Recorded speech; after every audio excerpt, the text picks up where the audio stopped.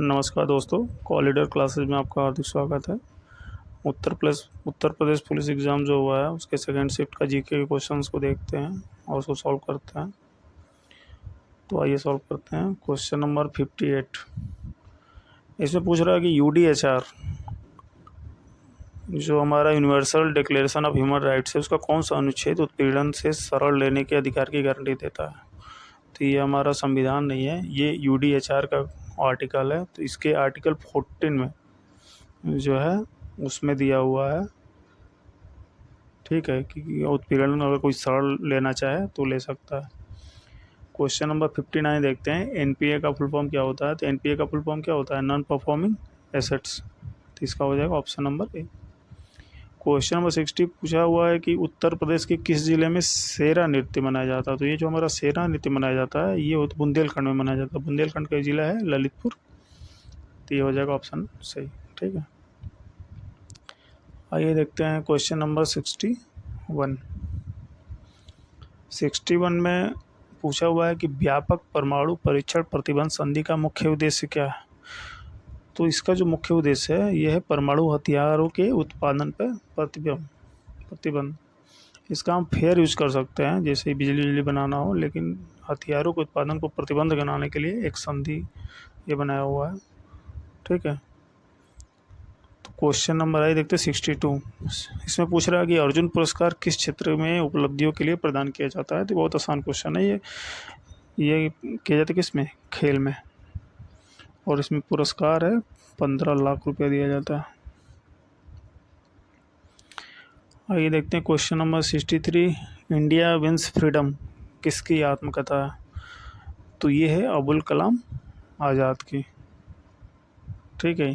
ये एपीजे अब्दुल कलाम नहीं है, ये अबुल कलाम आज़ाद है। आइए देखते हैं क्वेश्चन नंबर 64 पूछ रहा है कि 2016 में जो डिमोनेटाइजेशन हुआ था तो आरबीआई के पास 500 और 1000 का नोट कितने % वापस हुआ था। तो इसका आंसर हो जाएगा 98.96, मतलब मैक्सिमम वापस हो गया था। 1965 देखते हैं। तो उसमें पूछ रहा है कि 1993 में मानव अधिकार पर जो विश्व सम्मेलन हुआ था तो उसमें कौन सा अपनाया गया। तो ये हुआ वियना डिक्लेरेशन। तो वियना डिक्लेरेशन में जो है ह्यूमन राइट्स को जो है वहाँ पे अपनाया गया था। आइए देखते हैं क्वेश्चन नंबर 66 पूछ रहा है कि किस संवैधानिक संशोधन अधिनियम ने लोकसभा और राज्य विधानसभाओं में अनुसूचित जाति और जनजातियों के सीटों को आरक्षण को बढ़ाया है। तो जानते हैं 42 तो होगा नहीं, 44 भी नहीं होगा, 73 भी नहीं होगा। तो जिसका जो मोस्ट अप्रोप्रिएट आंसर होगा वो 69 अमेंडमेंट होगा, ठीक है। आइए क्वेश्चन नंबर देखते हैं 67। तो लोकटक झील बहुत आसान क्वेश्चन है, ये कहाँ है, भारत मणिपुर में है। क्वेश्चन नंबर देखते हैं आप 68 में प्रियम्बल के बारे में पूछा है कि जो राष्ट्र की एकता और अखंडता है तो उसका जो उद्देश्य है किस मौलिक सिद्धांत को बढ़ावा देता है। तो ये जो देता है वो बंधुता को बढ़ावा देता है, ठीक है। तो इसका आंसर हो जाएगा सी। आइए नेक्स्ट क्वेश्चन पे चलते हैं।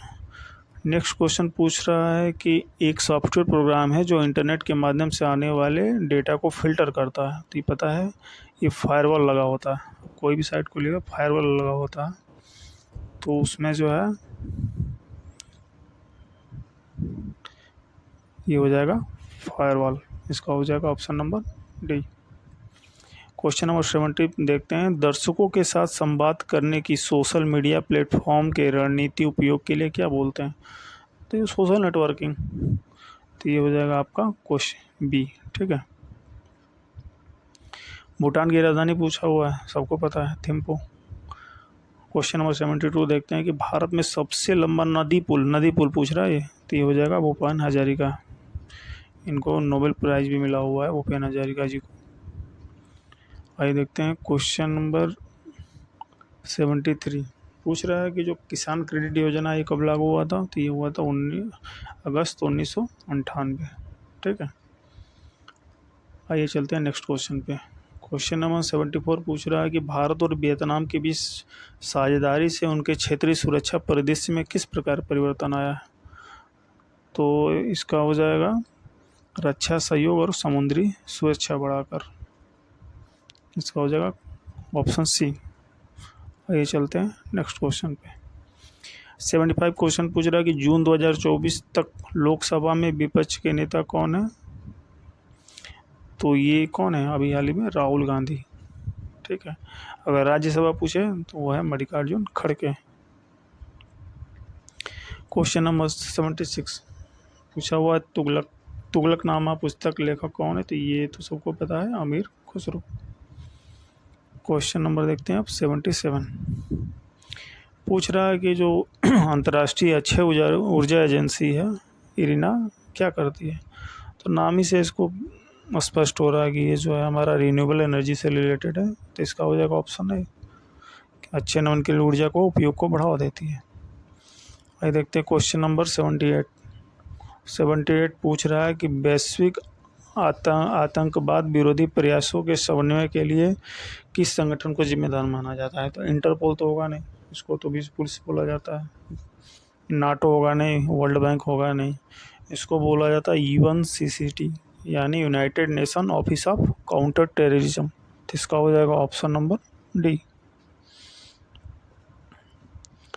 आइए देखते हैं क्वेश्चन नंबर नेक्स्ट 79 दूध उत्पाद ब्रेड आदि आवश्यक वस्तुओं पर GST का रेट क्या है। तो सभी पता है 5% है। तो इसका हो जाएगा option number A. Question number 80 current से क्वेश्चन है कि चंद्रमा पर नासा के मानव युक्त लैंडिंग मिशन का क्या नाम दिया गया है जो 2024-25 में संभावना है। तो इसका नाम है आर्टिमिस। ठीक है। तो इसका हो जाएगा ऑप्शन नंबर डी। आइए चलते हैं क्वेश्चन नंबर 81 पूछ रहा है कि अंतर्राष्ट्रीय थर्मो न्यूक्लियर प्रायोगिक रिएक्टर परियोजना का उद्देश्य निम्नलिखित में की व्यवहार्यता प्रदर्शित करता है। तो इसका जो मेन ऑब्जेक्टिव है वो है ऊर्जा उत्पादन के लिए परमाणु विखंडन। ठीक है। तो जो हम न्यूक्लियर फ्यूजन से कैसे इलेक्ट्रिसिटी प्रोवाइड किया जाए, ये इसका एम है। तो इसका हो जाएगा ऑप्शन नंबर ए। आइए चलते हैं नेक्स्ट क्वेश्चन पे। नेक्स्ट क्वेश्चन पूछा हुआ है कि 14 सितंबर को किस रुपये में मनाया जाता है। तो ये किस में मनाया जाता है, ये हमारा राष्ट्रीय हिंदी दिवस है। ठीक है। राष्ट्रीय हिंदी दिवस है। अगर विश्व हिंदी दिवस पूछे तो कब हो जाएगा, 10 जनवरी। विश्व हिंदी दिवस 10 जनवरी और राष्ट्रीय हिंदी दिवस का मनाते हैं 14 सितंबर। ये क्वेश्चन नंबर देखते हैं नेक्स्ट 83 पूछा हुआ है कि भारतमाला परियोजना किससे संबंधित है। तो ये सबको पता है, सड़क मार्ग से रिलेटेड है। नेक्स्ट देखिए क्वेश्चन नंबर 84 बहुत आसान क्वेश्चन पूछा हुआ, कौन सा त्यौहार भारत में प्रकाश का त्यौहार है। तो दीपों का उत्सव मनाते हैं, दिवाली। तो इसका हो जाएगा ऑप्शन नंबर बी।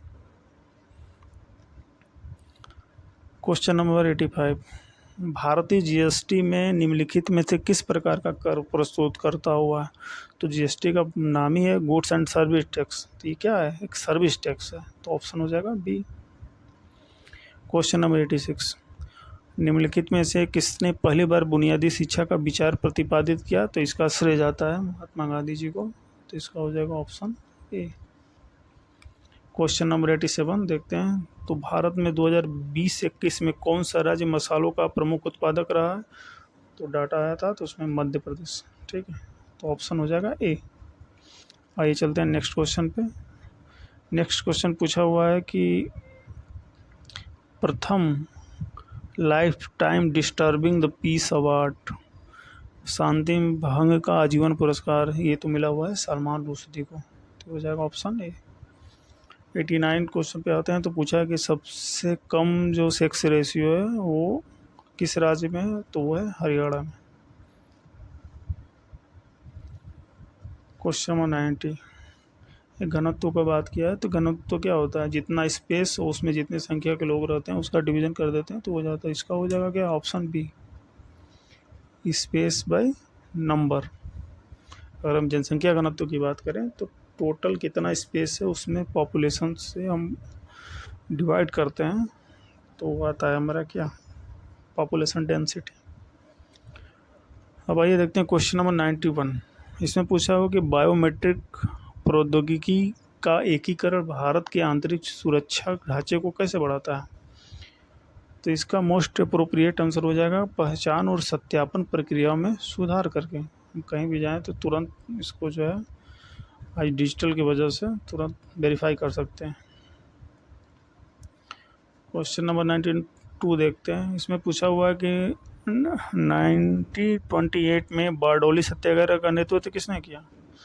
तो ये तो सबको पता है कि सरदार वल्लभ भाई पटेल जी ने किया है। आइए देखते हैं क्वेश्चन नंबर 93। ये पूछ रहा है कि 2021 में इंस्टाग्राम को इंटरनेट पर दुनिया पर सबसे अधिक इस्तेमाल किए जाने वाले सोशल मीडिया प्लेटफॉर्म में स्थान दिया गया, तो ये स्थान चौथा था। ये क्वेश्चन देख रहे हैं 94।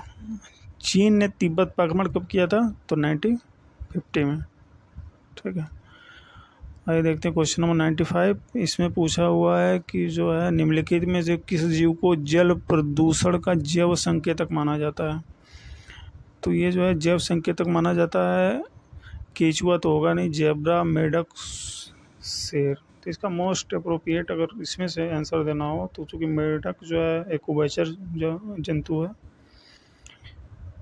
तो इसमें हो जाएगा मेढक। ठीक है, तो ये था जीएस के क्वेश्चन। चैनल को लाइक करिए, सब्सक्राइब करिए। Thank you.